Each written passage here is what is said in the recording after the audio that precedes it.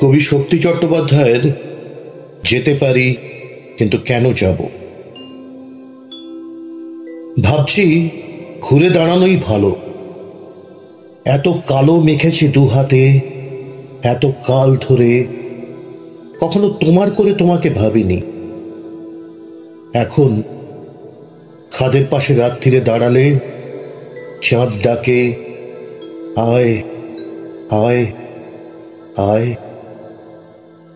এখন গঙ্গার তীরে ঘুমন্ত দাঁড়ালে চিতাকার ডাকে, আয় আয়।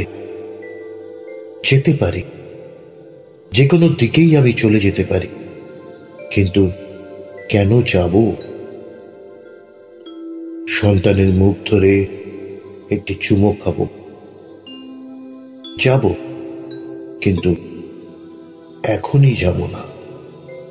তোমাদেরও সঙ্গে নিয়ে যাব, একাকী যাব না, অসময়।